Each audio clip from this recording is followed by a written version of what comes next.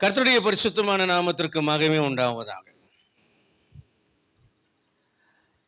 கயிற்றின் மேல் நடக்கும் வித்தை செய்கிற ஒரு மனிதன்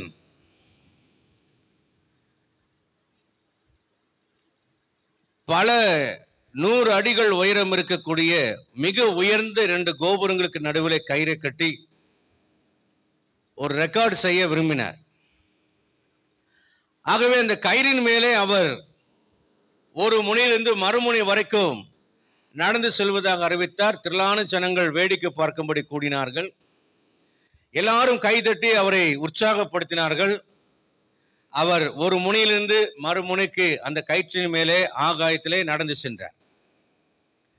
மறுமுனையை அடைந்த உடனே மக்கள் எல்லாம் கரகோஷம் வெற்றி ஒலி எழுப்பி அவரை சந்தோஷப்படுத்தினார்கள்.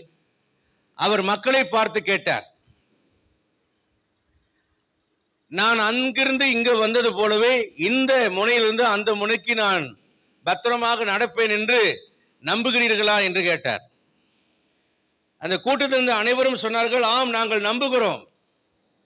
நிச்சயமாகவே நீங்கள் இந்த முனையிலிருந்து அந்த முனைக்கு வந்தது போலவே இந்த முனையிலிருந்து திரும்ப அந்த முனைக்கு நீங்கள் கடந்து செல்வீர்கள் என்று நம்புகிறோம் என்று சொன்னார்கள். கரவொலி எழுப்பினார்கள். அப்பொழுது அந்த மனிதர் இந்த கூட்டத்தினரை பார்த்து கேட்டார், அப்படியானால் உங்களில் ஒருவர் வர வேண்டும், அவர் என் தோளின் மேலே ஏறிக்கொள்ள வேண்டும். நான் பத்திரமாக இந்த முனையிலிருந்து அந்த முனைக்கு உங்களை என்ன செய்து விடுவேன், கொண்டு போய் விட்டு விடுவேன் என்று சொன்னார். முன் வாருங்கள் என்று சொன்னார். பாருங்க, ஒரே நிசப்தம். ஒருவனும் வரவில்லை, ஒரு மனிதனும் வரவில்லை. ஏனென்றால் நீங்கள் பத்திரமாக மறுமுனைக்கு போய் விடுவோம் என்று நாங்கள் நம்புகிறோம். ஆனால் அதே சமயம் உங்கள் தோளின் மேல் ஏறி உட்காரக்கூடிய விசுவாசம் எனக்கு இல்லை. இதுதான் கிறிஸ்துவ வாழ்க்கையில் இருக்கக்கூடிய ஒரு பிரச்சனை. இயேசு என் பாவங்களுக்காக மரித்தார், இயேசு எனக்காக எல்லாவற்றையும் செய்து முடித்து விட்டார், இயேசு என்னை ஆசீர்வதிக்கிறவராக இருக்கிறார், எல்லாம் நான் நம்புகிறேன். ஆனால் பிராக்டிக்கல் லைஃபா வரும்போது, அது என்னுடைய வாழ்க்கையில ஏற்றுக்கொள்ளும்படியான ஒரு நிலை வரும்பொழுது, ஒரு கடினமான பிரதிகூலமான ஒரு சூழ்நிலை வந்துவிட்டால், கடுமையான ஒரு வியாதி வந்துவிட்டால், கடுமையான பணப்பிரச்சனை வந்துவிட்டால், கடுமையான போராட்டமான சூழ்நிலை வந்துவிட்டால், அங்கேதான் நம்முடைய விசுவாசமோ நம்முடைய நம்பிக்கையோ மிகப்பெரிய தடுமாற்றத்துக்குள்ளாகிறது. நாம் ஆண்டவரின் தோளின் மேலே நம்பிக்கையா உட்காரக்கூடிய நிலையிலிருந்து நாம் விலகி விடுகிறோம்.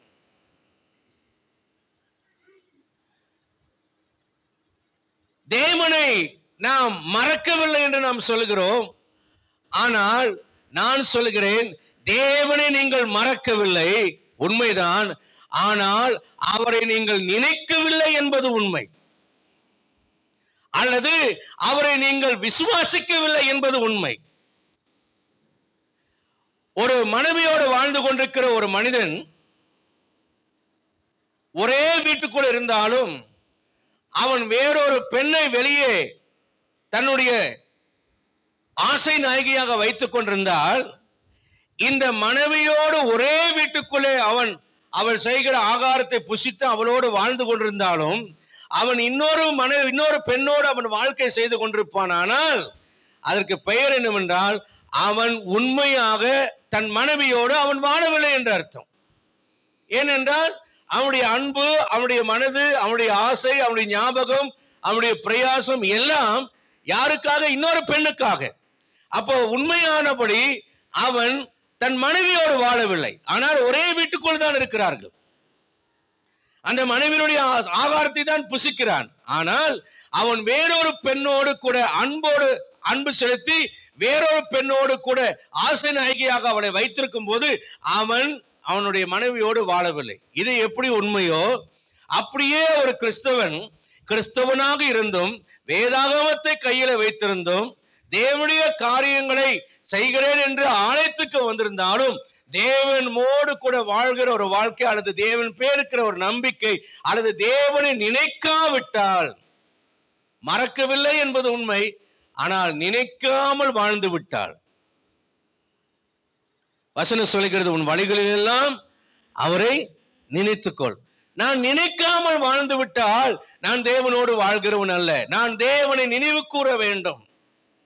கர்த்தருடைய பரிசுத்தமான நாமத்துக்கு மகிமை உண்டாகட்டும். 1 சாமுவேலின் புஸ்தகம் 16வது அதிகாரம் 1ஆம் வசனம் இவனமாக சொல்கிறது. வாசிக்கலாம். சாமுவேலை நோக்கி, இஸ்ரவேலின் மேல் ராஜாவாய் இராதபடிக்கு நான் புறக்கணித்து தள்ளின சவுலுக்காக நீ எந்த மட்டும் துக்கித்துக் கொண்டிருப்பாய்? நீ உன் கொம்பை தைலத்தால் நிரப்பிக் கொண்டு வா. பெத்லெகேமியனாகிய ஈசா இடத்துக்கு உன்னை அனுப்புவேன். அவன் குமாரில் ஒருவனை நான் ராஜாவாக தெரிந்து கொண்டேன் என்றார். கர்த்தருடைய பரிசுத்தமான நாமத்துக்கு மகிமை உண்டாகட்டும். எழுதப்பட்ட இந்த லோகோஸ் வார்த்தையிலிருந்து ரேமா வார்த்தையை நான் பேச விரும்புகிறேன்.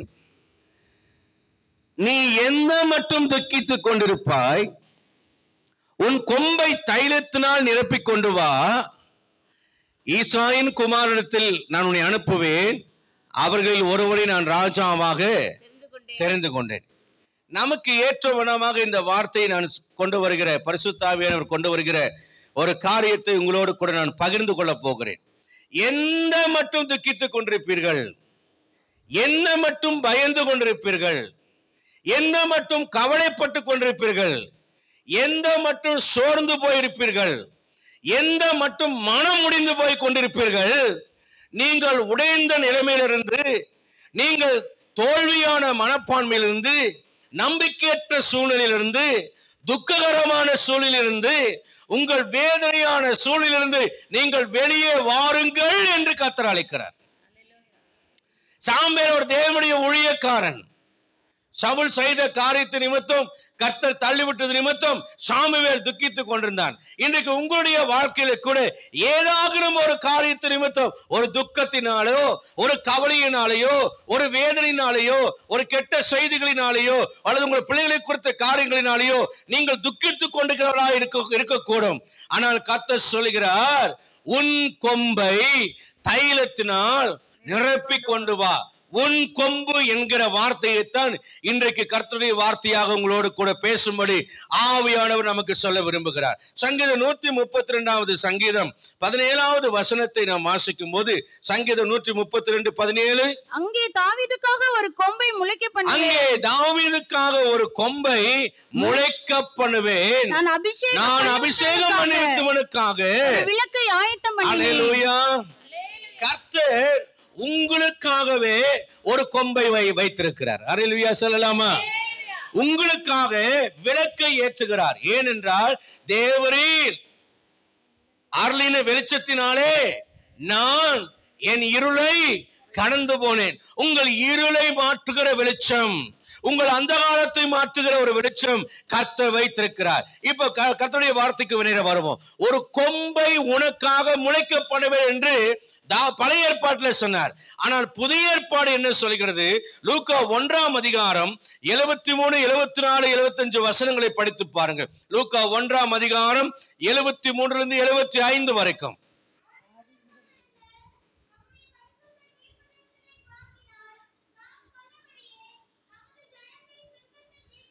தமது ஜனத்தை சந்தித்து மீட்டுக் கொண்டு நம்முடைய சத்துக்கள் நின்றும் நம்மை பகைக்கிற யாவருடைய கைகள் நின்றும். இந்த வார்த்தையை நீங்க கவனிக்க வேண்டும். நம்முடைய சத்துருக்கள் கையில் இருந்தோ, நம்மை பகைக்கிற யாவருடைய கைகள் இருந்தோ நம்மை ரட்சிக்கும்படிக்கு நம்முடைய தாசனாகிய தாவீதின் வம்சத்திலே நமக்கு ஒரு ரட்சணிய கொம்பை, ஒரு அல்லேலூயா சொல்லுங்க பார்க்கலாம், அங்கே முளைக்க பண்ணுவேன் என்று சொல்கிறார். அப்படின்னு என்ன அர்த்தம்? எதிர்காலத்தை குறிக்கிறது. இங்க ரட்சணிய கொம்பை ஏற்படுத்தினார் என்றால் என்ன? இறந்த காலத்தை குறிக்கிறது. அல்லேலூயா. அப்படியானால் இயேசு கிறிஸ்து 2000 ஆண்டுகளுக்கு முன்பாக நமக்காக ஒரு ரட்சணிய கொம்பாக அவர் எழும்பி விட்டார். கங்களை வைத்தார். அல்லேலூயா சொல்லுவாமா? உன் கொம்பு என்று அழைக்கப்படுவது என்ன? இயேசு கிறிஸ்து உங்களுக்காகவும் எனக்காகவும் இந்த பூமியில ரட்சிப்பை அருளும்படி அவர் கடந்து வந்திருக்கிறார். அவரே என்னுடைய கொம்பா இருக்கிறார். அவரே எனக்கு நம்பிக்கை உள்ள ஒரு கொம்பா இருக்கிறார். நான் விசுவாசிக்கிற ஒரு கொம்பா இருக்கிறார். நான் பயன்படுத்தக்கூடிய ஒரு கொம்பாக ஆண்டவர் காணப்படுகிறார். பூர்வ காலத்திலே இந்த கொம்பை எதற்கு பயன்படுத்துவார் என்றால், ஒவ்வொரு மனிதனும் தண்ணீர் அருந்துவதற்காக அல்லது வேற ஏதாவது திராட்சரசமோ பானங்களை அருந்துவதற்காக ஒவ்வொரு மனிதனும் தனக்கென்று ஒரு கொம்பை ஒரு டம்ளர் மாதிரி யூஸ் பண்ணுவாங்க. ஆமென், அல்லேலூயா. இயேசு கிறிஸ்துவும் உங்களுக்காக எனக்காக சொந்தமாக நமக்கு கொடுக்கப்பட்டார். அல்லேலூயா. நல்ல உற்சாகமா ஒரு அல்லேலூயா சொல்லலாமா? இந்த கொம்பு எதை குறிக்கிறதாக காணப்படுகிறது, எதை நினைவுபடுத்துகிறதாக காணப்படுகிறது என்று நாம் பார்த்தால், கொம்பு என் கையில இருக்குன்னா என்ன அர்த்தம்னா, அந்த கொம்புக்குரிய ஒரு ஆடு இருக்கிறது என்று அர்த்தம், இருந்தது என்று அர்த்தம். என்னங்க, ஒரு கொம்பு என் கையில இருக்குன்னா என்ன அர்த்தம்? அந்த கொம்பு ஒரு ஆட்டின் மேலே இருந்தது. அந்த ஆடு என்னாச்சு? சாம்பேல் ஊழியக்காரன். சாம்பேல் கையில் இருக்கிற கொம்பை பார்த்து உன் கொம்புன்னு ஆண்டு சொல்றார். சாம்பேல் என்ன செஞ்சிருப்பார்னா, அடிக்கடி தேவனை ஆராதிப்பதற்கு பலி செலுத்தி ஆராதித்திருப்பார். அல்லேலூயா. அப்படியானால் இந்த கொம்பு எனக்கு எதை நினைவுபடுத்துகிறது என்றால், எனக்காக பலியிடப்பட்ட ஆடை நினைவுபடுத்துகிறதாக இருக்கிறது. அல்லேலூயா. அப்படியானால் இன்றைக்கு என் கையில இந்த கொம்பு இருக்கிறது என்றால் எனக்காக ஒரு பலி செலுத்தப்பட்டிருக்கிறது என்று அர்த்தம். ஏனென்றால் என் கொம்பு எனக்காக என் ஆண்டவர் பலி செலுத்தப்பட்டார். பலி செலுத்தப்பட்டதினால எனக்கு கிடைக்கப்பட்ட கொம்பு. சொல்லுங்க பார்க்கலாம். ஆண்டவர் எனக்காக பலியானதினாலே எனக்கு கிடைத்த கொம்பு. அப்படின்னா இந்த கொம்புனா என்ன கொம்பு? ஆடு பலி செலுத்தியாச்சு, இயேசு பலியானார். ஆடு பலி செலுத்தியாச்சு, கையில கொம்பு. அப்ப இயேசு பலியானார். இயேசு பலியானதுனால என் கையில என்னையா கொம்பு இருக்கிறது என்று கேட்டீங்கன்னா, இயேசு பலியிடப்பட்டதினாலே நான் பரிசுத்தவானாய் மாற்றப்பட்டேன். அல்லேலூயா. அப்ப ஆண்டவர் எனக்கென்று கொடுத்த ஒரு கொம்பு என்ன? இயேசு எனக்காக பலியானதினாலே என்னை பரிசுத்தமாக்கி இருக்கிறார். இன்னைக்கு பிசாசு என்னை தொட முடியாது. அல்லேலூயா. எதிரியை முட்டி தொழுவதற்காக பயன்படுவது இந்த கொம்பு. அப்படியானால் பிசாசு என்னை பார்த்து, நீ குற்றவாளி, நீ விபச்சாரக்காரன், நீ பாவி, நீ பொருளாசைக்காரன், நீ பொய்காரன், நீ கொலைபாதகன் என்று என் மேல் பழிகளை சாட்டுவானால், வேதம் சொல்கிறது இயேசு கிறிஸ்து எனக்காக பலியிடப்பட்டதினாலே, அந்த சித்தத்தினாலே நான் பரிசுத்தவானாய் மாற்றப்பட்டிருக்கிறேன். அல்லேலூயா. இன்றைக்குமே உங்களை சூழ இருக்கிற மனிதர்களை பாருங்கள். உங்களை புரிந்து கொண்டவர்களுக்கு 99 நல்ல காரியங்கள் உங்களிடத்துல காணப்பட்டாலும் உங்களை அடையாளப்படுத்தும் போது அவங்க என்ன தெரியுமா சொல்லுவாங்க? அவன் அப்படி பண்ணானு. கிளாஸ்மேட்ஸ் நான் பார்த்துருக்கேன். நிறைய கிளாஸ்மேட்ஸ் பத்தி பேசும்போது, என் கிளாஸ்ல ஒரு சரவணன் வந்து மூணு சரவணன் இருப்பான். அதுல ஒரு சரவணன் வந்து டி சரவணன். இந்த ஒரு நாள் மதிய வேளையில ஒரே கக்கா நாத்தம் கிளாஸ் ஃபுல்லா வந்துருச்சு. என்னன்னா, இவன் அரை டிராயர் போட்டிருப்பான் 8th ஸ்டாண்டர்ட்ல, டிராயர்லயே அவன் கக்கா போயிட்டான். அப்புறம் இங்க நாத்தம் வருது, அங்க நாத்தம் வருதுன்னு ஒவ்வொருத்தரையா நான் என்ன சொன்னேன், எந்திரிச்சு நிக்க சொன்னேன். நம்ம துப்பறிவாளர் நான். அதனால நீ எந்திரிச்சு நில்ல, நீ எந்திரிச்சு நில்லுன்னு இவன் எந்திரிக்கவே மாட்டான்னா. எந்திரிக்க மாட்டோன்னு நான் கண்டுபிடிச்சேன். டே, ஒழுங்கு மரியாதையா பாத்ரூம் போயிடும், மானம் கெட்டு போயிடும், கடைசி வரைக்கும் எல்லாரும் உன்னை கேவலமா சொல்லுவாங்கன்னு சொன்னேன். பாருங்க, அவன் நல்ல பையன், நல்லா படிக்கிற பையன், ஏதோ வயிற்று பிரச்சனை அன்னைக்கு அவனுக்கு கழிஞ்சிட்டான். ஆனா அதன் பிற்பாடு அந்த பையனை யார் அடையாளப்படுத்துவதானாலும் டி சரவணன் சொல்ல மாட்டாங்க. உங்களுக்கே தெரியும், அந்த சரவணன் தான் சொல்லுவாங்க. புரியுதுங்களா? அப்போ எவ்வளவு நல்ல காரியங்கள் நம்ம கிட்ட இருக்கட்டும். இந்த உலகம் எதை பார்க்க தெரியுமா? எங்கிட்ட என்ன சொத்து இருக்கிறது, எங்கிட்ட என்ன பலவீனம் இருக்கிறது, எங்கிட்ட என்ன குறைவு இருக்கிறதோ அந்த குறைவு, அந்த அடையாளத்தை வைத்துத்தான் இந்த உலகம் என்னை அடையாளப்படுத்தும். கணவன் மனைவி வாழ்க்கையில கூட மன்னிச்சிருவாங்க, எல்லாம் பண்ணிடுவாங்க, ஆனா மறக்க மாட்டாங்க. என்னதான் இருந்தாலும் நான் அதை மறக்க மாட்டேனே. அதுதான் ஆண்டவருக்கும் உங்களுக்கு இருக்கிற வித்தியாசம். நீங்கள் மறக்க மாட்டீர்கள், நினைவுபடுத்திக் கொண்டே இருப்பீர்கள். ஆனால் ஆண்டவர் என் பாவங்களை அவர் நினைவுபடுத்துவதும் இல்லை, அவர் நினைப்பதும் இல்லை. ஆண்டவர் சொல்கிறார், நான் இனி அவருடைய பாவங்களை நீப்பதில்லை என்று கர்த்தர் சொல்கிறார். ஏனென்றால் அதனாலதான் சொல்றார், முதுகுக்கு பின்னாக போட்டு விட்டேன், திரும்பி பார்க்கிறவர் அல்ல. கடலின் ஆழத்திலே போட்டு விட்டேன், தோண்டி எடுக்கிறவர் அல்ல. என்னுடைய ஆண்டவர் பாவங்களை மன்னித்தாரானால் மன்னித்ததே. வேதம் என்ன சொல்லுகிறது என்றால், இயேசு கிறிஸ்துவின் ரத்தம், 1 யோவான் 1:7 சொல்கிறது, இயேசு கிறிஸ்துவின் ரத்தம் சகல பாவங்களை நீக்கி நம்மை சுத்திகரிக்கிறது. யோவான் எழுதின சுவிசேஷம் 9ஆம் அதிகாரம் 2-3 வசனத்துல அங்க நாம் பார்க்கிற ஒரு காரியத்தை பார்க்கிறாங்க. என்னன்னா, இவன் குருடனாய் பிறந்தது யார் பாவம்? இவன் செய்த பாவமா, இவன் பெற்றோர் செய்த பாவம்? நல்லா கவனிங்க. அவன் யாருன்னா பிறவி குருடன். பிறக்கும் போதே குருடனாய் பிறந்த ஒரு பிறவி குருடன். எந்த குருடன்? பிறக்கும் போதே குருடனா பிறந்தவங்க தான் பிறவி குருடன். இப்ப அவங்க புத்தியீனமான ஒரு கேள்வி ஆண்டவர்கிட்ட கேட்கிறாங்க. ஆண்டவரே, இவன் குருடனாய் பிறந்தது இவன் செய்த பாவம்னா அவன் குழந்தை என்ன பாவம் செஞ்சிருக்கும்? அப்போ குற்றப்படுத்துகிற ஒரு உலகம். பெற்றோர் செஞ்ச பாவமான்னு சொன்னா சரி, பாவம் செஞ்ச பெற்றோருக்கு குருட்டு பிள்ளை பிறந்துச்சு சொல்லலாம்.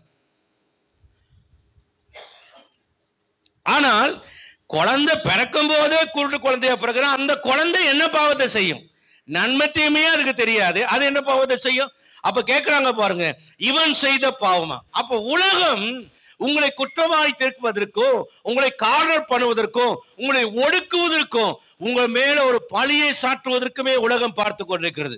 ஆண்டவர் சொல்கிறார், இவன் செய்த பாவம் அல்ல, இவன் பெற்றோர் செய்த பாவம் அல்ல, தேவனுடைய மகிமை இவனிடத்துல வெளிப்படும்படிக்கு அவன் இப்படி பிறந்தான். ஒரு அல்லேலூயா சொல்லுங்களா?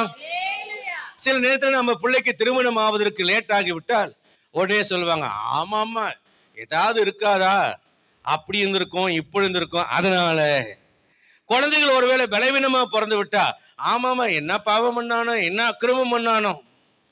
யோபின் புத்தகத்துல 2ஆம் அதிகாரத்துல வாசிக்கும் போது, முகாந்திரம் இல்லாமல் நீ அவனை நொறுக்கும்படி என்னை ஏவின போதிலும் அவன் இன்னும் தன் உத்தமத்தில் உறுதியா இருக்கிறான். அப்படியானால் ஒரு மனிதனுக்கு பிரச்சனை வருவதற்கு, போராட்டங்கள் வருவதற்கு காரணங்கள் தேவையில்லை.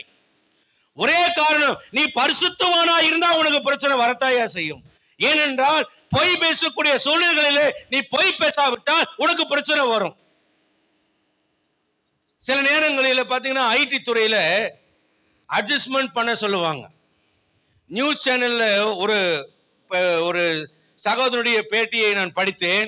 அந்த நியூஸ் டைரக்டர் வந்து தன்னை அட்ஜஸ்ட்மெண்ட் பண்ண சொல்றாராம். அப்படின்னா உனக்கு நிறைய நியூஸ் படிக்க வாய்ப்பு தெரியும், நான் அதை செய்யாதனால என்னை வந்து விரட்டி விட்டார்கள் என்று சொல்லுகிறார்.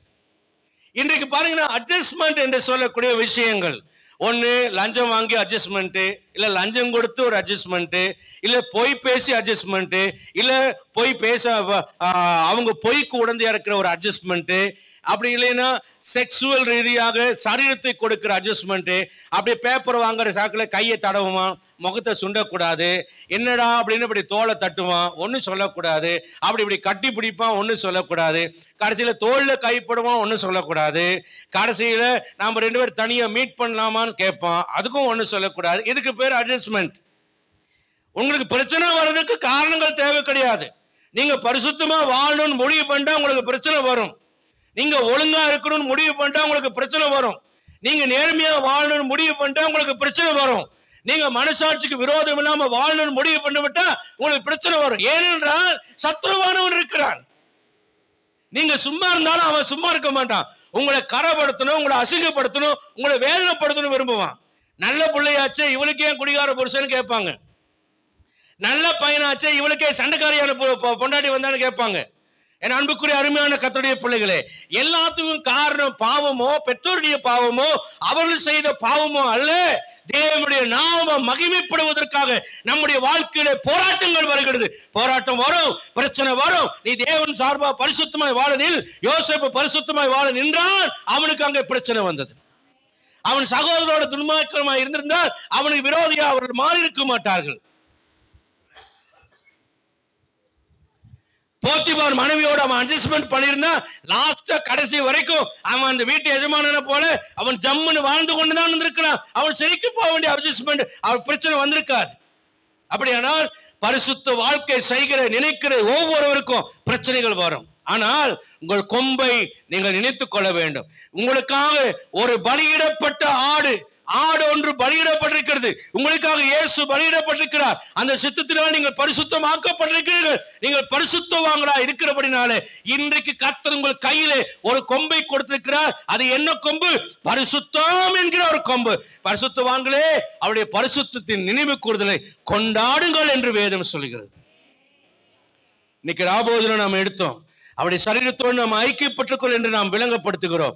என் அன்புக்குரிய அருமையான கர்த்தருடைய பிள்ளைகளே, வேதம் இவனமாக எபிரேயருக்கு எழுதின நிருபத்திலே 9ஆம் அதிகாரத்தில் வாசிக்கிறோம். 14ஆம் வசனம் 10ஆம் அதிகாரம் 9ஆம் அதிகாரம் 14ஆம் வசனத்திலே, நித்திய ஆவியினாலே தம்மை தாமே பழுதற்ற பலியாக ஒப்புக் கொடுத்த இயேசு கிறிஸ்துவினுடைய ரத்தம் ஜீவனுள்ள தேவனுக்கு ஊழியம் செய்ய செத்த கிரிகளார உங்கள் மனசாட்சியை சுத்திகரிப்பது எவ்வளவு நிச்சயம் என்று வேதம் சொல்லுகிறது. அல்லேலூயா, அல்லேலூயா.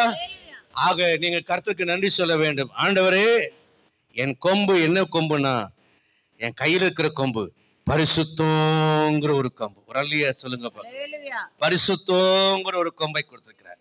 ஆண்டவர் சொல்ற, நீ எந்த மட்டும் துக்கித்துக் கொண்டிருப்பா, உன் பரிசுத்தம் என்கிற கொம்பை எடுத்துக்கொள். அல்லேலூயா. இரண்டாவது என்ன கொம்பு? அந்த கொம்பு எதை குறிக்கிறது என்று பார்க்கலாம். கர்த்தருடைய நாமத்துக்கு மகிமை உண்டாவதாக. இரண்டாவதாக, இது வல்லமையும் அதிகாரத்தையும் உணர்த்துகிற ஒரு கொம்பாய் காணப்படுகிறது. கர்த்தருடைய நாமத்துக்கு மகிமை உண்டாவது. ஆட்டுக்கடாவின் வல்லமையையும் அந்த ஆட்டுக்கடாவினுடைய அதிகாரத்தையும் அது குறிக்கிறது. ஒரு ஆட்டுக்கடாவினுடைய வல்லமை அந்த கொம்பின் மூலியமாக வெளிப்படும். ஆமேன். நல்ல ஒரு அல்லேலூயா சொல்லுங்களேன். அப்போ அந்த ஆட்டுக்கடாவின் வல்லமை என்பது என்ன? நம்முடைய ஆண்டவராக இயேசு கிறிஸ்துவின் அதிகாரத்தை குறிக்கிறதாக காணப்படுகிறது. நீங்க ஆண்டவரை குறித்து நீங்கள் அறிய வேண்டுமானால், ஆண்டவருடைய வல்லமையை குறித்து நீங்கள் அறிய வேண்டுமானால், உலகத்துல பாருங்க 3 விதமான நாலேஜ் இருக்கிறது. ஒன்று என்னன்னா கணித அறிவு, இன்னொன்னு பாத்தீங்கன்னா மேத்தமெட்டிக்கல் நாலேஜ், செகண்ட் வந்து சயின்டிபிக்கல் நாலேஜ். இந்த மேத்தமெட்டிக்கல் நாலேஜ் என்ன? 2 கூட்டல் 2 வந்து 4, 5 பெருக்கல் 5 25, 6 3 வகுத்தா 2. இது வந்து மேத்தமெட்டிக்கல் நாலேஜ். இந்த நாலேஜ் வந்து எங்க போனாலும் நிரூபிச்சு காமிச்சிடலாம். இதையே நிரூபணம் பண்ணி பிறருக்கு ப்ரூஃப் பண்ணி காமிச்சிடலாம். அதே போல விஞ்ஞான அறிவு நீங்க பாத்தீங்கன்னா, தண்ணீரை கூலாக்குனா ஐஸ் கட்டியா மாறும். இது விஞ்ஞான தீரி. அது இந்த டெம்பரேச்சருக்கு கூல் பண்ணுனா அது ஐஸ் கட்டியா மாறும். அதே சமயம் 100 டிகிரி சென்டிகிரேட்டுக்கு அது வெப்பப்படுத்தினா அது நீராவியா மாறும். இதையே நாம என்ன செஞ்சிடலாம் சொல்லுங்க, நிரூபிச்சு காமிச்சிடலாம். சரியா? ஆனா நீங்க ஆண்டவரை உணர்றீங்கல்ல, இதை யாராவது காமிக்க சொல்லி சொன்னா எப்படி காமிப்பீங்க? காமிக்க முடியாது. அதுதான் உண்மை. இது வந்து நிரூபிச்சு காமிக்கிற ஒன்று அல்ல, இது அனுபவித்து உணர வேண்டிய ஒன்று. அல்லேலூயா. இப்ப காரமா இருக்குங்கிறத எப்படி வந்து அடுத்தவங்களுக்கு வந்து நீங்க சயின்டிபிக்கலா மேத்தமெட்டிக்கலா நீங்க வந்து நிரூபிச்சு காமிப்பீங்க? காரம் என்பது ஒரு ருசி உணர்வு. இது எப்படி அடுத்தவங்க கிட்ட நீங்க காமிப்பீங்க? அவங்க அது மிளகா கடிக்காம நீங்க அவங்களுக்கு அது காரமா இருக்கிறத அவங்கள வந்து புரிய வைக்கணும். முடியுமா உங்களால? முடியவே முடியாது. இவன் மிளகா கடிச்சு காரத்தை உணர்ந்தது போல அவனும் மிளகா கடிச்சாதான் காரத்தை உணருவான். அப்படியானால் ஒவ்வொரு மனிதனும் தேவனுடைய வல்லமை உணர வேண்டுமானால் அவன் தன்னுடைய ஓன் எக்ஸ்பீரியன்ஸ்ல தான் அதை உணர வேண்டும். அல்லேலூயா. இப்ப நான் சொன்னேன், கர்த்தர் எனக்கு அற்புதம் செய்தார், என் வியாதியை சுகமாக்கினார் என்றால் அப்படியான் தான் கேட்க முடியுமே தவிர அவனால் அது விளங்கிக் கொள்ள முடியாது. ஆனால் அவன் அதை எக்ஸ்பீரியன்ஸ் பண்ணும்போது கடவுளுடைய வல்லமை எவ்வளவு பெரிது என்பதை அவனாலே உணர முடியும். கர்த்தரின் நாமத்துக்கு மகிமை உண்டாவதாக. கடவுளுடைய வல்லமை, அவருடைய அதிசயம், அவருடைய அற்புதம் என்பது மேத்தமெட்டிக்கலுக்கு ஆப்போசிட் ஆனது, சயின்டிபிக்கா இருக்கிறதுக்கு ஆப்போசிட் ஆனது. அப்படியானா ஆண்டவருடைய வல்லமை எப்படிப்பட்டது என்று கேட்டீங்கன்னா, செங்கடல் நடுவாக பிளந்து ஜலம் மதிலாக நின்றது என்று எழுதப்பட்டிருக்கு. மதிலா நின்றது என்ன? நெடு உயரமா நின்றது. அது ஃப்ரீஸ் ஆகல, ஐஸ் ஆகல, ஜலமாகத்தான் அலைகள் கொந்தளித்து கொண்டுதான் இருக்கிறது 2 பக்கம் ஆன தண்ணி. ஆனால் கால் நனையாமல் நடந்து போனார்கள் என்று வேதம் சொல்கிறது. உலர்ந்த தரையின் வழியாக நடந்து போனார்கள் என்று வேதம் சொல்கிறது. அப்படியானால் 2 பக்கமும் தண்ணி நிற்கும் போது தரை எப்படி காஞ்சு போயிருக்கும்? இதுதான் தேவனுடைய வல்லமை. இது அறிவியல்னாலே விளங்கிக் கொள்ள முடியாது, சயின்டிபிக்கல் தியரி இங்கே தோற்று போகிறது. தேவனுடைய வல்லமைக்கு முன்பாக அறிவியல் ஞானம் தோற்று போகும், கணித ஞானம் தோற்று போகும். கணித ஞானம் என்ன? புவியீர்ப்பின் விசை இவ்வளவு பவரா, இத்தனை கிராவிட்டி ஃபோர்ஸ் இருக்குது. அப்படி இருக்கும்போது இந்த தண்ணி எப்படி அந்த கிராவிட்டி ஃபோர்ஸ்க்கு எதிராக நிக்க முடியும் அப்படின்னு பார்த்தா அங்கே கணித ஞானம் தோற்று விடுகிறது, அங்கே விஞ்ஞான ஞானம் தோற்று விடுகிறது. அப்ப தேவனுடைய வல்லமையை அவர் நம்முடைய வாழ்க்கையிலே விளங்க செய்யும் போது அறிவியல் ஞானமும் எடுபடாது, கணித ஞானமும் எடுபடாது. தேவனுடைய வல்லமைக்கு முன்பாக எதுவுமே நிற்காது. அல்லேலூயா. வானத்திலிருந்து தானியமாகிய மன்னாவை பொழிய பண்ணுகிறார். சூரிய பாகையை எசேக்கியாளுக்காக 10 பாகையை பின்னிட்டு சாய பண்ணுகிறார். சந்திரனும் சூரியனையும் கிபியோன் மேலையும் ஆயிலோன் பள்ளத்தாக்கிலும் அசையாமல் இருக்க வைக்கிறார். அது மாத்திரமல்லாமல் மரித்த லாசருடைய சரீரம் 4 நாட்களாக அழுகி போகாமல் நாற்றம் எடுக்காமல் கல்லறையிலே இருந்து உயிரோடு எழுந்து வருகிறது. வெறும் தண்ணீரை மொண்டு கொண்டு போகும்போது திராட்சரசமாக மாறுகிறது.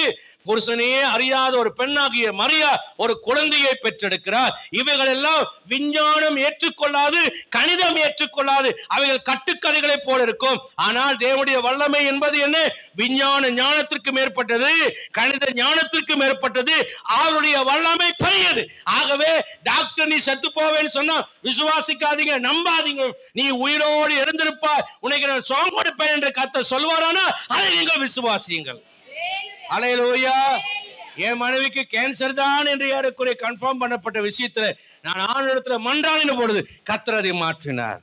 என் பிள்ளைக்கு கர்த்தர் அற்புதங்களை செய்தார், என் மகளுக்கு அற்புதங்களை செய்திருக்கிறார், என் வாழ்க்கையில் அற்புதங்களை செய்திருக்கிறார். நான் ருசி பார்த்து சொல்கிறேன். உலகம் சொல்லுகிற பிரகாரமாக அல்ல, உலக ஞானம் சொல்லுகிற பிரகாரமாக அல்ல, மனித ஞானம் சொல்லுகிற பிரகாரமாக அல்ல, கணித ஞானம் சொல்லுகிற பிரகாரமாக அல்ல, உலக பிரகாரமான அறிவியல் ஞானம் சொல்லுகிற பிரகாரமாக அல்ல, இவைகளுக்கு மேற்பட்டவராக நம்முடைய ஆண்டவர் இருக்கிறார். இந்த கொம்பு என் ஆண்டவருடைய வல்லமையை, என் ஆண்டவருடைய அதிகாரத்தை, என் ஆண்டவருடைய மகிமையை விளங்கப்படுகிறதாக இருக்கிறது. காற்றையும் காண மாட்டாய், மழையும் காண மாட்டாய். தண்ணி வரும்னா எவன் நம்புவான்? ஆனால் காற்றும் இல்லாமல் மழை இல்லாமல் தண்ணீரை கொண்டு வர என் ஆண்டவர் வல்லமையுள்ளவராக இருக்கிறார். கற்பாலையை பிளந்து நீரூற்றை வரவழைக்க என் ஆண்டவர் வல்லவராக இருக்கிறார். 3.5 முழ உயரத்துக்கு பிடிக்க முடியாத காடுகளை நான் கையில் அள்ளிக்கொள்கிற அளவுக்கு வல்லமையான ஆண்டவர் எனக்கு இருக்கிறார்.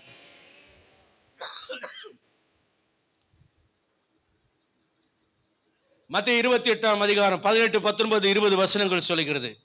வானத்திலும் பூமியிலும் சகல அதிகாரம் எனக்கு கொடுக்கப்பட்டிருக்கிறது, ஒன்றும் உங்களை சேதப்படுத்தாது என்று சொல்லியிருக்கிறார். என் ஆண்டவராம் இயேசு கிறிஸ்துவினுடைய அதிகாரமும் வல்லமையும் என் வாழ்க்கையை நிரப்பவும் ஆசீர்வதிக்கவும் வல்லதா இருக்கு. இந்த காலை வேளையில விசுவாசிக்கிறீர்களா? அல்லேலூயா. 2வது கர்த்தர் எனக்கு ஒரு கொம்பை கொடுத்திருக்கிறார். அது என்ன கொம்பு? கிறிஸ்து இயேசுவின் வல்லமையும் அதிகாரத்தையும் தேவன் என் கரத்திலே கொடுத்திருக்கிறார். அல்லேலூயா, அல்லேலூயா. ஆண்டவர் சொல்கிறார், நீ பூமியில கட்டுகிறது எதுவோ, மத்தேயு 16ஆம் அதிகாரம் 18ஆம் வசனம் 19ஆம் வசனம், அதே போல 18ஆம் அதிகாரம் 18ஆம் வசனம், நீ பூமியில கட்டுகிறது எதுவோ அது பரலோகத்திலே கட்டப்பட்டிருக்கும், நீ பூமியில கட்டவிழ்க்கிறது எதுவோ அது பரலோகத்திலே கட்டவிழ்க்கப்பட்டிருக்கும். என் அன்புக்குரியவர்களே, கர்த்தர் உங்கள் அதிகாரத்தை வைத்திருக்கிறார், உங்கள் நாவில் அதிகாரத்தை வைத்திருக்கிறார், உங்கள் ஜெபத்திலே அதிகாரத்தை வைத்திருக்கிறார். நீங்கள் 2-3 பேர் ஒருமனப்பட்டு எவையில கேட்பீர்களோ அவையில பெற்றுக்கொள்வீர்கள். உங்கள் அதிகாரத்தை கர்த்தர் உங்களுக்கு அளித்திருக்கிறார். ஆமென். 3வதாக இந்த கொம்பு எனக்கு எதை தெரியப்படுத்துகிறது என்றால், பலியான ஆட்டை நினைவுபடுத்துகிறது. முதல்ல ஆடு பலியிடப்பட்டதை எனக்கு நினைவுபடுத்தினது. ஆடு பலியிடப்பட்டதினாலே நான் பரிசுத்தம் என்ற கொம்பை பெற்றுக்கொண்டேன். 2வதாக இந்த கொம்பு அந்த ஆட்டினுடைய வல்லமையை வெளிப்படுத்தினது. என் ஆண்டவராம் இயேசு கிறிஸ்துவினுடைய வல்லமை என் வாழ்க்கையில செய்கிற அதிசயங்களை எனக்கு நினைவுபடுத்துகிறது.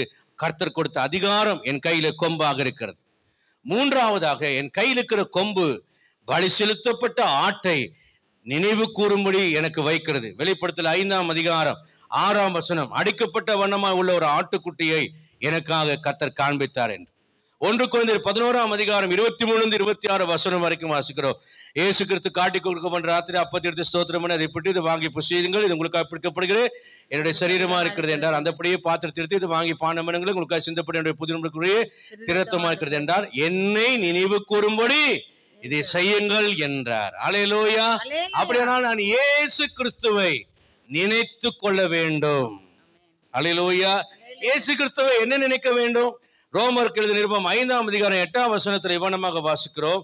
நான் பாவிகளாய் இருக்கையில் இயேசு கிறிஸ்து நமக்காக ஜீவனை கொடுத்தனாலே தேவன் நம்மேல் வைத்த அன்பை விளங்கப்படினார். ஒரு அல்லேலூயா சொல்லுங்க பார்க்கலாம். அப்போ நம்ம எதை நினைவு கூற வேண்டும்? இயேசு கிறிஸ்துவின் அன்பை நாம் நினைவு கூற வேண்டும். அல்லேலூயா. நான் இயேசு கிறிஸ்துவினால் நான் நேசிக்கப்பட்டேன். நான் பாவியாய் இருந்த காலத்திலே, உலகம் என்னை வெறுத்த காலத்திலே, நேசிக்க தகுந்த காரணங்கள் என்னிடத்தில் இல்லாத இருந்த காலத்திலே, நான் தேவனுக்கு விரோதமானவனாய் இருந்த காலத்திலே கர்த்தர் என்னை நேசித்தார், நமக்காக ஜீவனை கொடுத்தார். இதன் மூலியமாக அவர் தம்முடைய அன்பை வழங்கப்படினார். இன்னைக்கு என் கையில் இருக்கிற கொம்பு எதை நினைவுபடுத்துகிறேன் என்றால் இயேசு கிறிஸ்துவினுடைய அன்பை எனக்கு நினைவு கூற வைக்கிறதா இருக்கிறது. அல்லேலூயா, அல்லேலூயா.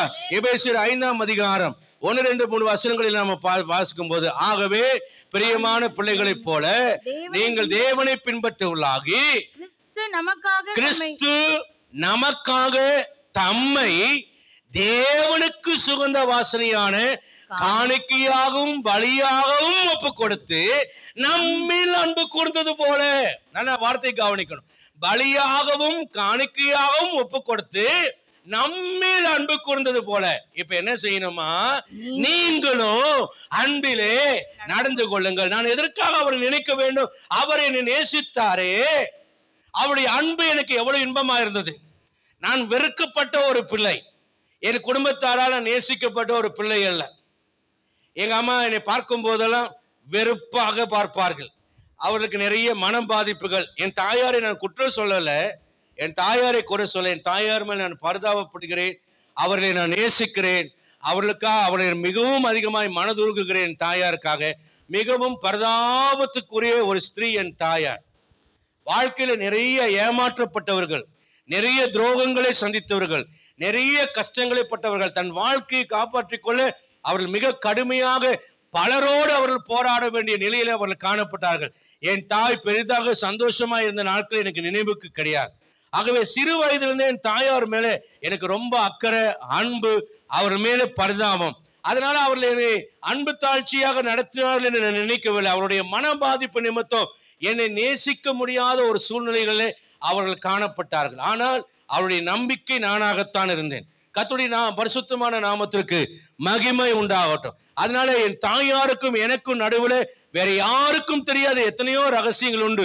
தன்னுடைய பாரங்களை எல்லாம், தன் பிரச்சனைகளை எல்லாம் வேற யார்கிட்டையும் சொல்ல மாட்டாங்க. என்ன நம்பி எங்கிட்ட மட்டும்தான் சின்ன வயதிலிருந்து ஒரு நண்பனை போல என் தாயார் என்னிடத்துல பகிர்ந்து கொள்வார்கள். அவர்களுக்கு துணையா இருந்து அவளை எல்லா சூழலிலும் அவர்களுக்கு நான் உதவியாய் நான் காணப்படுகிறேன். கர்த்தருடைய பரிசுத்தமான நாமத்துக்கு மகிமை உண்டாகட்டும். நாம் பலரால் நேசிக்கப்படாதவர்களாக இருந்தாலும் தேவன் என்னை நேசித்தார். நான் 2ஆம் வகுப்பிலே என்னுடைய ஆசிரியர் என்னை நேசித்து எனக்கு சத்தியத்தை சொல்லி, சாந்தமுள்ள இயேசுவே, வளர்முகம் காணுமே, என்னில் தயை கூறுமே, என் உள்ளத்தில் தங்குமே என்கிற அந்த ஜெபத்தை சொல்லி கொடுத்தது இன்றைக்கு வரைக்கும் நான் கிறிஸ்துவுக்குள்ளே வாழ உதவியா இருக்கிறது. நான் கிறிஸ்துவின் அன்பை கண்டேன், தொடப்பட்டேன், ரட்சிக்கப்பட்டேன். எனக்கு சத்தியம் தெரியாது, முழு வேதாகம் தெரியாது, இஸ்லாமிய வாலிபனாய் நான் இருந்தாலும் நான் வேற யாரையும் வணங்காமல் கர்த்தரையே நான் ஆராதித்துக் கொண்டிருந்தேன். அல்லேலூயா. நான் 10th படிக்கும் போது முழுமையா என் தாயார் ரட்சிக்கப்பட்ட பொழுதுதான், ரட்சிக்கப்பட்ட ஒரு பெந்தேகோஸ்தே சபைக்கு போய் நான் பரிசுத்தாவின் அபிஷேகத்தை அந்த ஆனுவல் எக்ஸாம் லீவ்ல நான் பெற்றுக்கொண்டேன். கர்த்தருடைய பரிசுத்தமான நாமத்திற்கு மகிமை உண்டாகட்டும். இயேசு நம்மில் அன்பு கூர்ந்தது போல நாமும் பிறரிடத்தில் என்ன செய்யணுமா? அந்த அன்பிலே நடந்து கொள்ள வேண்டுமா? நவஜோத் சிங் சித்து என்கிற ஒரு பஞ்சாப் கிரிக்கெட் வீரர் இருந்தது உங்களுக்கு தெரியும். அவர் ஒரு நல்ல பெஸ்ட் பிளேயர், நல்ல கிரிக்கெட்டர், நல்ல பேட்ஸ்மேன். இவர் ஒரு நாள் அன்னை தெரசாவினுடைய அந்த தொண்டுகளினாலே அவர் ஈர்க்கப்பட்டு அவரை சந்திப்பதற்காக கொல்கத்தாக்கு போனார். அந்த நாட்களிலே அவருக்கு ஒரு மேட்ச் விளையாண்டால் 10,000 ரூபாய் சம்பளமாக கொடுக்கப்படும். 10,000 ரூபாய் என்பது அப்பொழுது மிகப்பெரிய பணம். ஆகவே இந்த 10,000 ரூபாய் எடுத்துக்கொண்டு இந்த தொண்டு நிறுவனத்துக்கு போய் அன்னை தெரசாவை சந்தித்து அவரிடத்தில் இந்த பணத்தை கொடுக்க வேண்டும் என்று அவர் விரும்பினார். கர்த்தருடைய நாமத்துக்கு மகிமை உண்டாகட்டும். ஆகவே கொல்கத்தாவில் போட்டி நடந்து முடிந்த உடனே அவங்களுடைய ட்ரஸ்டுக்கு, அந்த சேரிட்டி, சிஸ்டர்ஸ் ஆஃப் சேரிட்டி என்கிற அந்த ட்ரஸ்டுக்கு போனாங்க. அங்கே போய் பார்த்த பொழுது அன்னையார் அங்கே இல்லை. ஆகவே அங்கிருந்த சகோதரிகள் இடத்துல கேட்டார், அன்னை தெரசா எங்கே, மதர் தெரசா எங்கே என்று கேட்டார். அதுக்கு அவங்க சொன்னாங்க, mother is at home of die என்று சொன்னார்கள். Mother Teresa it at home for dying. Home for dying அப்படின்னா என்ன அர்த்தம்னா செத்து கொண்டிருக்கிறவர்களுடைய இல்லம். ஆமேன். என்னங்க? செத்து கொண்டிருக்கிறவர்களுடைய இல்லத்திலே மதர் இருக்கிறார் என்று சொன்னார்கள். அப்ப இவருக்கு ஒன்றும் புரியவில்லை. என்ன செத்து கொண்டிருக்கிறவருடைய இல்லமா, அது எங்க இருக்கிறது என்று கேட்டாங்க. இந்த ஆபீஸுக்கு பின்புறம் உள்ள கட்டிடம் என்று சொன்னார்கள். அப்ப ஆபீஸுக்கு பின்புறம் ஒரு கட்டிடம் இருந்தது. அந்த கட்டிடத்துக்குள்ளே அவர் உள்ளே போனார். அங்கே உள்ளே போகும்போது மகா கொடுமையான துர்நாற்றம் அடிக்க ஆரம்பித்தது. அப்ப மூக்கை பொற்றி கொண்டு அவங்க உள்ளே போயிட்டு உள்ளே போக முடியாம கொஞ்சம் தூரம் உள்ள போனவர் அன்னை தெரசாவை பத்தி கையாட்டினாங்க.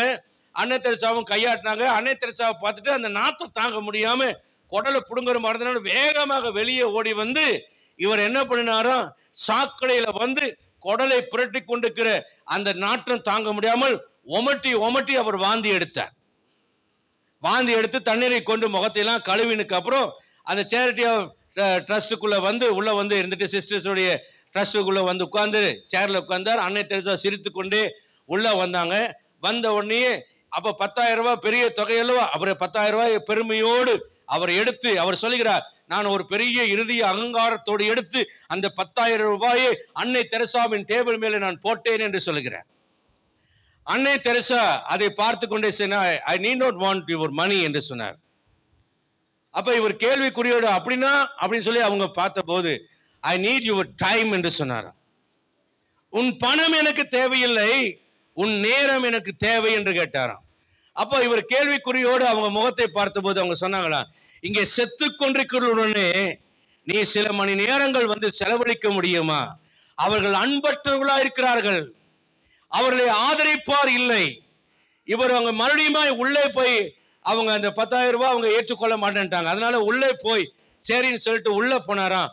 உடல் முழுவதும் அழுகி கொண்டு சீல் வடிந்து கொண்டிருக்கிற ஒரு மனிதன் அருகிலே கொண்டு நிறுத்தினார்கள். அந்த மனிதன் அருகில் அவரால் நிற்க முடியவில்லையா. முன்பு போலவே குடல் புரட்டி வாமிட்டு வர ஆரம்பித்துதான். ஆனால் அன்னையோ அந்த சீலை துடைத்து அந்த மகனை தலையெல்லாம் வருடி விட்டு அந்த மனிதனை இது உடம்பெல்லாம் துடைத்து விட்டு அவன் இடுப்புல ஒரே ஒரு துணி மட்டும் அந்த மனிதன் மேல போட்டுக்கிறது. உடலெல்லாம் ரத்தமும் சீலுமாய் வடிந்து அழுகி கொண்டு செத்து கொண்டிருந்தான் அந்த மனிதன். அவங்க சொன்னாங்க, இவர்களுக்கு தேவை பணம் அல்ல, இவர்களுக்கு தேவை அன்பு. கிறிஸ்துவனாக உங்களை பார்த்து கேட்கிறேன், என்னை பார்த்து நான் என் மனசாட்சியை பார்த்து நான் கேட்கிறேன். மலையில நான் ஊழியம் செய்த போது சாமுவேலின் ஊழியக்காரரை பொழுதுக்கிறார். அவர் எனக்கு விசுவாசியா பிறந்தார். அதுக்கப்புறம் அவர் ஊழியத்துக்கு வந்துட்டார். அவருடைய அப்பா ஒரு குஷ்டரோகி. நான் ஊழியத்துக்கு போன போது அந்த இடத்துக்கு என் பாஸ்டர் அனுப்பின போது அந்த குடிசை வீட்டில் நான் தங்கி இருக்கும் போது இந்த சாமுவேலுடைய அப்பா என்னை பார்க்கும்படி வருவார். அவர் குஷ்டரோகி, லெப்ரசி, அவர் சுகமாகாதவர். அவருடைய புண்கள் எல்லாம் அழுகி கொண்டே இருந்தது. அவர் குஷ்டரோகியா இருந்தனால வீட்டுக்குள்ளே வராமல் வீட்டு வாசற்படியிலே உட்கார்ந்து கொள்வார். அவர் வந்து பிராண்டம்மா என்கிற ஒரு வெள்ளைக்கார அம்மாவினால தத்தெடுத்து வளர்க்கப்பட்டவர். நல்ல வெள்ளை வெள்ளையர்னு இருப்பார். ஆண்டவர் பத்தி நிறைய தெரிந்து கொள்ள வேண்டும் என்று அவருக்கு வாஞ்ச. என்னிடத்துல நிறைய கேள்விகள் கேட்பார். காற்று அடிக்கும் பாருங்க, இங்கே ஜன்னல் இல்லாத கூரை வீடு, வாசல் தான் வழி. இந்த வாசல் வழியா காற்று உள்ளே வரும்போது உள்ளே வரக்கூடிய காற்று இவருடைய சரீரத்தின் மேல் பட்டு என் மூக்குக்கு வரும்போது எனக்கு ஒமட்டி வரும். ஏனென்றால் ஒருவித அழுகி போன பிணத்தினுடைய வாடை அவருடைய சரீரத்திலிருந்து வரும். ஆகவே இந்த சித்து சொன்ன காரியத்தை என்னால் விளங்கிக் கொள்ள முடியும். வாய்களிய பிரசங்கம் பண்ணுவது சுலபம், உபவாசம் போடுவது சுலபம், 4 நாள் உட்கார்ந்து ஜெபம் பண்ணுவது சுலபம், கன்வென்ஷன் கூட்டங்கள் நடத்துவதோ, கன்வென்ஷன் கூட்டங்களில் கொண்டாட்டம் போடுவதோ, பேரின்ப பெருவிழாக்களை நடத்துவதோ சுலபமான காரியம். ஆனால் அழுகி கொண்டிருக்கிற மாம்சத்தோடு இருக்கக்கூடிய ஒரு மனிதன் அருகிலே இருந்து கிறிஸ்துவின் அன்பை பரிமாறி கொள்வது என்பது மிக மிக கடினமான ஒரு காரியம். அது உண்மையான கிறிஸ்துவின் அன்பு இல்லாத எந்த மனிதனாலும் அது நிறைவேற்ற முடியாது. என் கையில் இருக்கிற கொம்பு எதை உணர்த்துகிறது தெரியுமா? என்னுடைய சக மனிதன் அழுகி போன சரீரத்தை என்னால் நாட்டம் தாங்க முடியவில்லையே, ஆனால் பாவமே இல்லாத பரிசுத்தம் உள்ள தெய்வம் பரமண்டலத்தை விட்டு இந்த நாட்டம் பிடித்த மனிதர்கள் மத்தியிலே வந்து அவர் மனிதனாக பிறந்து இவ்வளவுத்தையும் சகித்து வாழ்கிறார் என்றால் அவருடைய அன்பை போல ஒரு பெரிதான அன்பு இல்லை. இந்த கொம்பு எதை வெளிக்கப்படுகிறது என்றால் வெறுக்கப்பட வேண்டிய என்னை, ஒதுக்கப்பட வேண்டிய என்னை, அருவருக்கப்பட வேண்டிய என்னை, என்னையும் நேசிக்கிற ஒரு தெய்வம் வந்திருக்கிறாரே. என் தாழ்வு மனப்பானம் இருந்து நான் வெளியே வரலாம். அவன் நேசிக்கல, இவள் நேசிக்கவில்லை, அம்மா நேசிக்கல, அப்பா நேசிக்கல என்று சொல்லாதீங்க. ஆண்டவர் உங்களை நேசித்திருக்கிறார். அந்த அன்புக்கு முன்பாக வேற ஒரு அன்பு இல்லை. அல்லேலூயா. நான்காவது காரியமாக நான் ஒரு காரியத்தை சொல்லி நான் கடந்து போகிறேன். இந்த ஆடு இல்லை, ஆனா அந்த கொம்பு என் கரத்திலே எப்போது ஒரு ஆடு இருந்தது என்கிற ஒரு நிரூபணத்தை கொடுக்கிறது, ஒரு நிச்சயத்தை கொடுக்கிறது. அல்லேலூயா. இயேசு கிறிஸ்து இன்றைக்கு இல்லை. யோவானை போலவும் பேதுருவை போலவும் நாம் தடவி பார்க்கவில்லை, அவரோடு உட்காரவில்லை, மறுரூப மலையில நாம் நிற்கவில்லை. ஆனால் அவர் அருளி செய்த வாக்குத்தத்தங்கள் இன்றைக்கு நம்முடைய வாழ்க்கையில் ஒரு பிடிமானமாக கொம்பாக நம்முடைய கரத்தில் இருக்கிறது. அல்லேலூயா. மத்தேயு 28 அதிகாரம் 20 வசனத்திலே கர்த்தர் சொல்லுகிறார், இதோ உலகத்தின் முடிவு பரியந்தம் சகல நாட்களிலும் நான் உங்களுடனே கூட இருக்கிறேன். வெளிப்படுத்தல் 1 அதிகாரம் 18 வசனத்தை சொல்கிறார், மரித்தேன் ஆனால் சதா காலங்களிலும் நான் உயிரோடு இருக்கிறேன். யோவான் 1 அதிகாரம் 1, 2, 3 வசனம் சொல்கிறது, ஆதியிலே வார்த்தை இருந்தது, அந்த வார்த்தை தேவனா இருந்தது, ஆதியிலே அவர் தேவனோடு இருந்தார், சகலமும் அவர் மூலமாய் அவராலே உண்டாயிற்று. அதே 9 வசனத்திலே 10 வசனத்திலே 7 வசனத்திலே படிக்கும் போது அந்த வார்த்தை மாம்சமாக ரத்தமாகி நமக்குள்ளே வாசம் பண்ணினார். இன்றைக்கு அந்த மாம்சமும் ரத்தமும் இல்லை, ஆனால் அந்த வார்த்தை நம்முடைய கரத்திலே வேதாகமமா இருக்கிறது, வாக்குத்தத்தமாக இருக்கிறது. அல்லேலூயா. ஆகவே அவர் சொல்கிறார், உலகத்தின் முடிவு பரியந்தம் சகல நாட்களிலும் நான் உங்களோடு கூட இருக்கிறேன். கர்த்தருடைய வார்த்தை வானம் ஒளிந்து போகலாம், பூமி மறந்து போகலாம், வேதமாகலும் வேதத்தின் ஒரு எழுத்தாகலும் ஒரு எழுத்தின் உறுப்பாகலும் அவமாய் போகாது. அல்லேலூயா. அல்லேலூயா. மாறியும் உடைந்த மலையும் பூமியை நினைத்து அதில் விதைக்கிழமை முனையும்படி செய்து அது அவ்விடத்துக்கு திரும்புகிறது போல கர்த்தருடைய வார்த்தையும் உங்களுக்கு நேராக அனுப்பின வார்த்தை நோக்கத்தை நிறைவேற்றாமல் அந்த வார்த்தைகள் திரும்பவும் அவரிடத்துல போகாது. அல்லேலூயா. மத்தேயு 6 அதிகாரத்திலே 3 வசனத்தை படிங்க.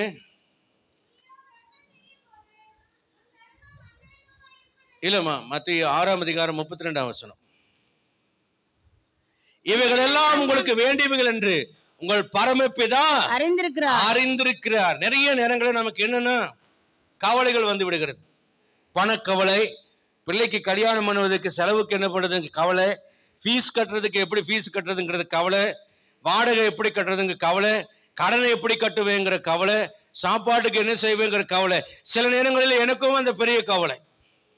நான் யோசிப்பேன், 2-3 ஆண்டுகள் கழிந்தால் என் மகளுக்கு திருமணம் செய்யணும், ஆனால் என்கிட்ட காசே இல்லையே, நான் என்ன செய்ய போகிறேன், எல்லாத்தையும் ஆண்டவருக்குன்னு சொல்லி செலவு பண்ணிட்டேன், ஆண்டவரே நான் உண்மைதான் நம்பியிருக்கேன், நான் என்ன செய்ய போகிறேன் அப்படின்னு சொல்லிட்டு நான் நினைச்ச போது ஆண்டவர் எனக்கு என்ன காண்பித்தாருன்னா மரியாள் சிஸ்டரையும் தாஸ் பிரதரையும் நினைவுபடுத்தினார். அவங்க காலனியில் சொந்த வீட்டை கூட விட்டுட்டு வாடகை வீட்டுக்கு வந்தாங்க. ஒரு சேமிப்பும் இல்லை, பயங்கர கஷ்டம். ஆவியானவர் சொன்னதை சொல்றேன்.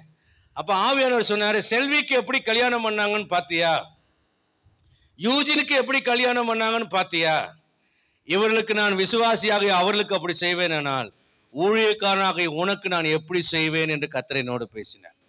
உண்மையா சொல்ல, என் பிள்ளைய பார்த்து சொல்ல, பிள்ளை உனக்காக ஒண்ணுமே நான் சேர்த்து வைக்கல, ஒண்ணுமே நான் உன் கையில வைக்கலையே, உனக்காக வைக்கலையே அப்படின்னு நான் சொல்லுவேன். பரவாயில்லப்பா, அதனால என்னப்பா நான் சம்பாரிச்சுக்கிறேன், நீ கவலைப்படாது, ஆண்டவர் என்னை ஆசீர்வதிப்பார் அப்படின்னு என் பிள்ளை சொல்லுவா. என் மனைவி சொல்லுவாங்க, பிள்ளைங்கிட்ட அது சொல்லாதீங்க, பிள்ளை சோர்ந்து போயிட போகுது அப்படின்னு சொல்லுவாங்க. உண்மையே சொல்லுகிறேன், என்கிட்ட என் மகளுக்காக நான் ₹1 கூட இன்னை வரைக்கும் இல்லை. அவங்களுக்கெல்லாம் இருந்துச்சு, எல்லாம் கட்டுமானம் செய்யும் போது தொடர்ந்து சபைக்கு தேவைகள் வரும்போதெல்லாம் உங்ககிட்ட கேட்காம எல்லாத்தையும் நான் செலவழிச்சு விட்டேன். என்கிட்ட இப்போ எதுவுமே இல்லை, இடங்களையெல்லாம் விட்டு விட்டேன், எதுவுமே என்கிட்ட கிடையாது. ஆனால் எனக்கு ஒரு விசுவாசம் இருக்கிறது, எல்லாத்தையும் போட்டு செலவு பண்ணி கல்யாணம் பண்றதுக்கு ஒரு போவாசம் வருவான். அல்லேலூயா. நல்ல ஒரு அல்லேலூயா சொல்லுங்க பார்க்கலாம். யார் அந்த இழிச்சு வாயின்னு யோசிக்கிறீங்களா? நீங்க சொன்ன மாதிரியே இந்த சிரிச்சு முகமான அந்த குடும்பம், அந்த மருமகன் வருவா நான் விசுவாசிக்கிறேன். நான் வச்சுக்கிற ஒரு அடையாளம் என்ன தெரியுமா? எவ்வளோ தருவீங்க, என்ன படிச்சிருக்குது, அதெல்லாம் கேட்கறது இல்லை. பொண்ணு பார்த்துட்டு போகும்போது என் கையில ரொக்கமா காணிக்க கொடுத்துட்டு போகணும். அவன் தான் என் மாப்பிள்ளை. இதெல்லாம் நடக்குமா நீங்க யோசிக்கிறீங்களா? எசேக்கியேலுக்கு 10 பாகை பின்னிட்டு போச்சனா, அட வடை பஜ்ஜி சொஜ்ஜி சாப்பிட்டு போறவன் வழக்கமான மாப்பிள்ளை. ஆனா கர்த்தர் காண்பிக்கிற மாப்பிள்ளைன்னா நான் என்ன செய்யணும்? இயற்கைக்கு முரணானதான் கேட்கணும். அதே மாதிரி கல்யாண செலவு பாதி பாதின்னு சொல்றவனெல்லாம் மாப்பிள்ளை கிடையாது. அப்ப முழு செலவும் போட்டுக்கன்னு சொல்றவன் மாப்பிள்ளை ஆகனா முடியாது. அப்ப என்ன சொல்லணும்? எல்லா செலவும் நாங்களே போட்டுக்கிறோம். அப்புறம் நீங்க உங்க பிள்ளைக்கு என்ன விரும்புறீங்களோ அதை செய்யுங்கன்னு நாசுக்கா சொல்லுவாங்க.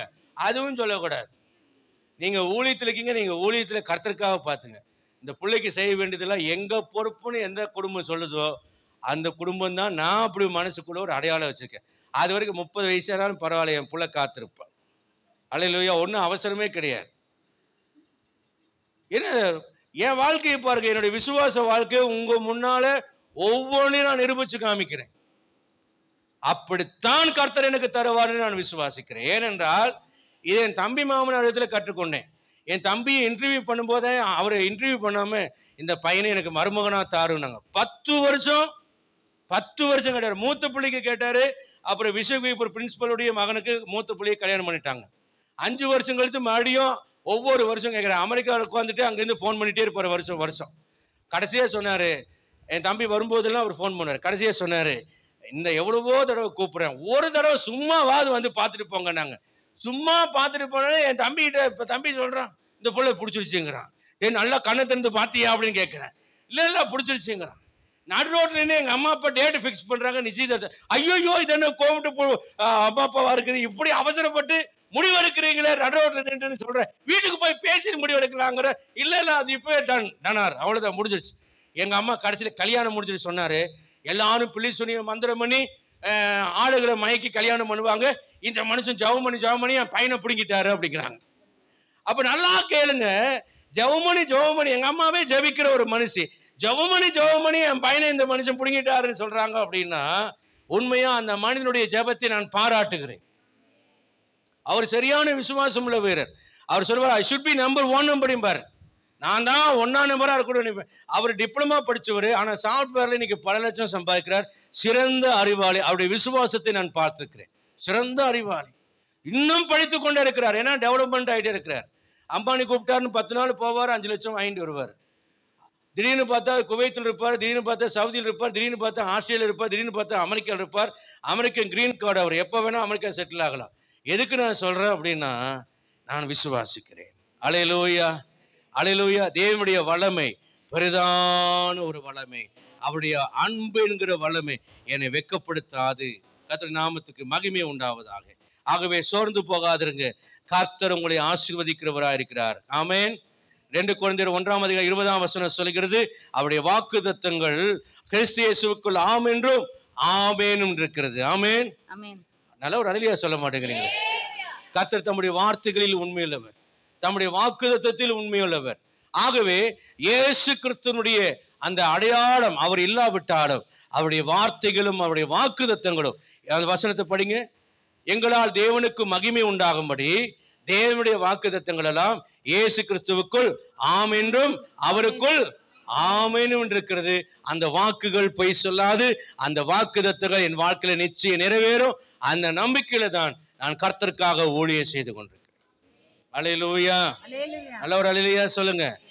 உற்சாகமா ஒரு அல்லேலூயா சொல்லுங்க. தேவனுக்கு மகிமை உண்டாகும்படி அவர் தம்முடைய வாக்குத்தத்தங்களை நம்முடைய வாழ்க்கையில நிறைவேற்றுவார். விசுவாசியுங்கள், நம்பிக்கையோடு இருங்க. உங்க கையில் இருப்பது என்ன? கர்த்தருடைய வாக்குத்தத்தங்கள் இருந்த வேதாகமம்.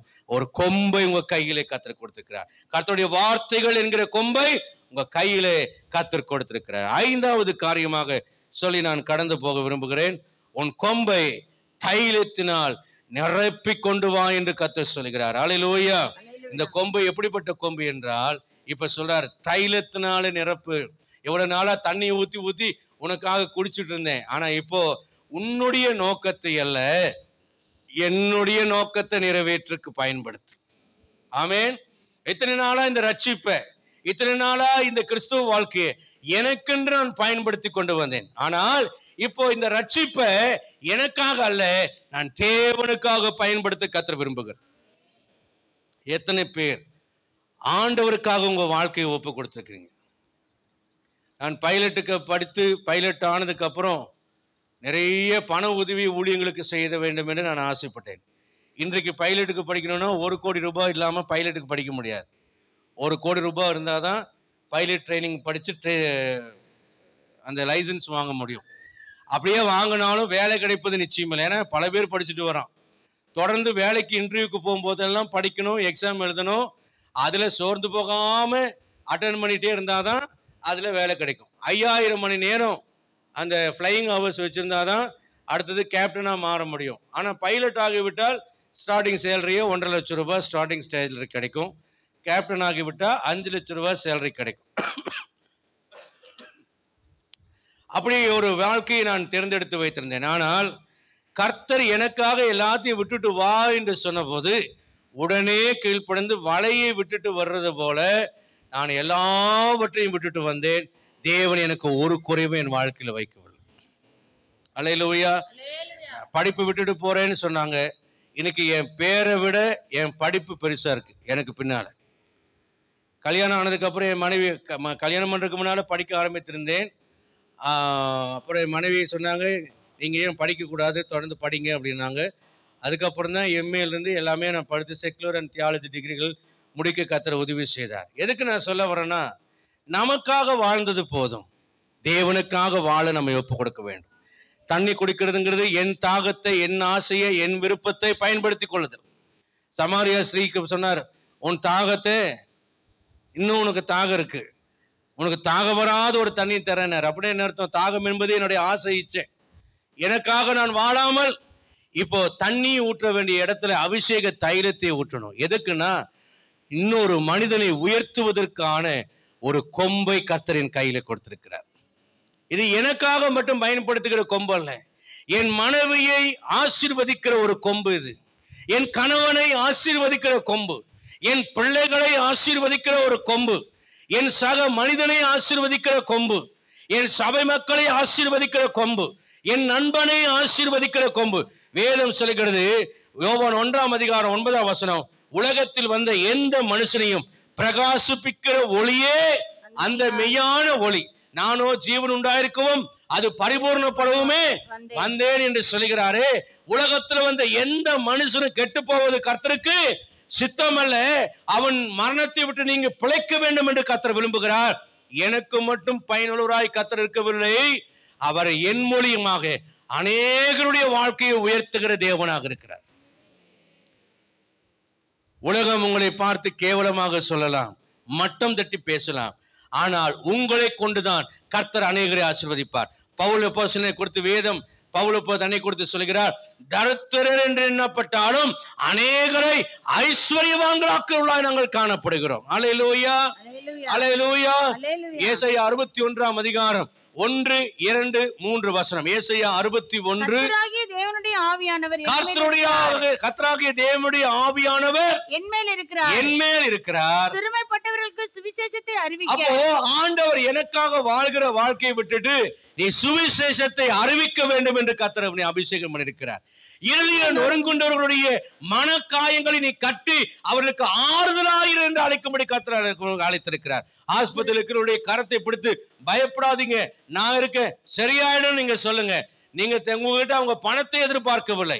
செத்து கொண்டிருக்கிற மனிதனுக்கு எப்படி அந்த அன்பும் ஆறுதலும் தேவையோ, இறுதியோ நொறுங்குண்ட மக்களுக்கு காயம் கட்டுதல் உங்கள் வார்த்தைகளின் மூலியமாய் வரணும். உங்கள் வாயின் கீழே தேனும் பாலும் இருக்க வேண்டும். கீலியாத்தின் பிசின் தைலம் உங்கள் வாயில இருந்து புறப்பட்டு அநேகருடைய காயங்களை ஆட்டுகிறதாக காணப்பட வேண்டும்.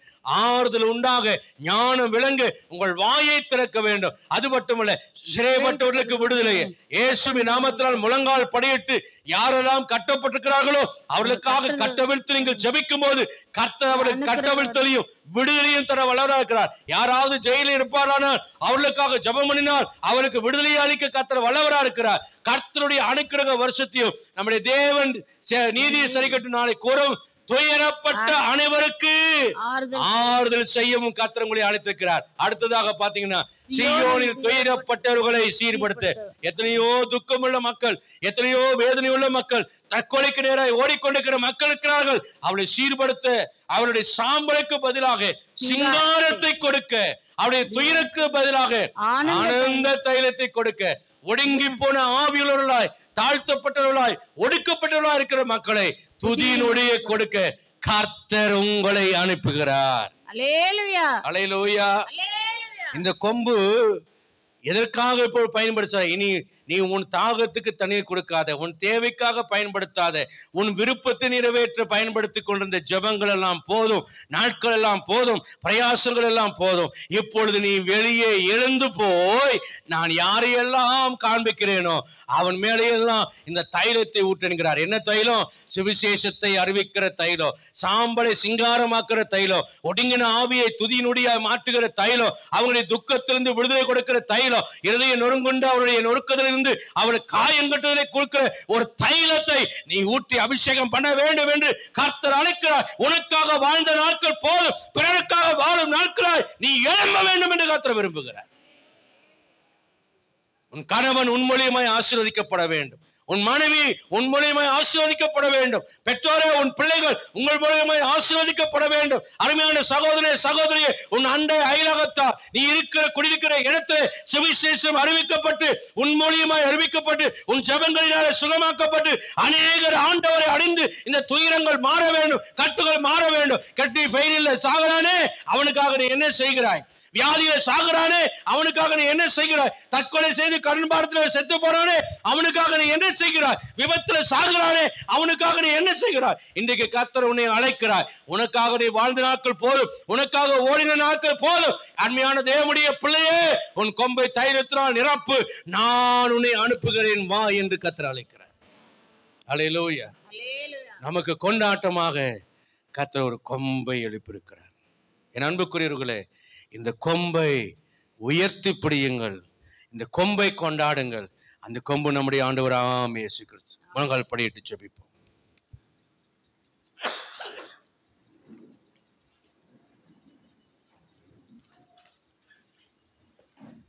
நீங்கள் எந்த மட்டும் துக்கித்துக் கொண்டிருப்பீர்கள், உங்கள் துக்கத்தை விட்டு வெளியே வாருங்கள். உங்கள் தோல்வி மனப்பான்மையிலிருந்து வெளியே வாருங்கள். உங்கள் கவலைகளிலிருந்து வெளியே வாருங்கள். நீங்கள் இருக்கிற சூழ்நிலை விட்டு வெளியே வாருங்கள் என்று கர்த்தர் அழைக்கிறார். உங்களுக்காக பலியிடப்பட்டதை நினைவுபடுத்துகிற ஒரு கொம்பு, வல்லமையும் அதிகாரத்தையும் நினைவுபடுத்துகிற ஒரு கொம்பு, கிறிஸ்துவின் அன்பை வெளிப்படுத்துகிற ஒரு கொம்பு, தேவனுடைய வாக்குத்தத்தத்தை, கிறிஸ்துவின் வாக்குத்தத்தத்தை நினைவுபடுத்துகிற ஒரு கொம்பு. இப்பொழுது அந்த கொம்பை தைலத்தினால் நிரப்பிக் கொண்டு வாருங்கள். உங்களை கர்த்தர் அனுப்ப விரும்புகிறார். உங்களை ஒப்புக் கொடுங்க. ஆண்டவரே, நான் சுவிசேஷம் அறிவிப்பேன். சுவிசேஷனா வேற ஒன்றும் இல்லை, நல்ல செய்தி. துக்கித்து கிடக்கிற மனிதனுக்கு, நொறுங்கி போய் கிடக்கிற மனிதன், எனக்கு உதவி செய், ப்ளீஸ் ஹெல்ப் மீ. நான் கவலையா இருக்கிறேன், இரிட்டேஷனா இருக்கிறேன், நான் வியாதியா இருக்கிறேன், எனக்கு முடியல, என்னால முடியல என்று புலம்புகிற குற்றியில இருக்கிற ஆத்துமாக்கள் எத்தனையோ உண்டு. உன் சகோதரன் சகோதரி, உன் அயலகத்தா நண்பர்கள் மன கவலையோடு இருப்பார். அவங்க முகத்தை பாருங்க, சோர்ந்து போய் இருக்கும், தளர்ந்து போய் இருப்பார்கள், நம்பிக்கையற்றிருப்பார்கள். அவர்களுக்கெல்லாம் நீ தேவை என்று கர்த்தர் சொல்லுகிறார். என் குடும்பம் வாழ்ந்தால் போதும், நான் வாழ்ந்தால் போதும் என்ற நிலையில நீ இல்லாமல், ஆண்டவரே, நான் உமக்காக ஒப்பு கொடுக்கிறேன், என்னை நீர் அபிஷேகிக்கிறீர், என்னை பயன்படுத்த விரும்புகிறேன். நீர் யாரிடத்தில் அனுப்புகிறீரோ அவரிடத்துல போய் அவர்களை அபிஷேகம் பண்ணி இந்த காயம் கட்டுதலை, சீர்படுதலை, துயரங்களை மாற்ற என்னை ஒப்பு கொடுக்கிறேன் ஆண்டவரே என்று ஒப்பு கொடுங்க. ஏனென்றால் ஒரு அற்புதமான கொம்பு ஆகிய இயேசு கிறிஸ்து உங்களோடு கூட இருக்கிறார். உங்களோடு கூட இருக்கிறார். தேவ பிள்ளையே, உன்னோடு கூட இருக்கிறார். அந்த கொம்பு உன்னோடு கூட இருக்கிறது. உன் கொம்பு, உன் இயேசு கிறிஸ்து, உன் ஆண்டவர், உன் சொந்த ரட்சகர், உன் சொந்த தெய்வம், உன் சொந்த சிநேகிதன், உனக்கே உரியவர், உனக்கே உரியவர், உன் கொம்பு அவர்.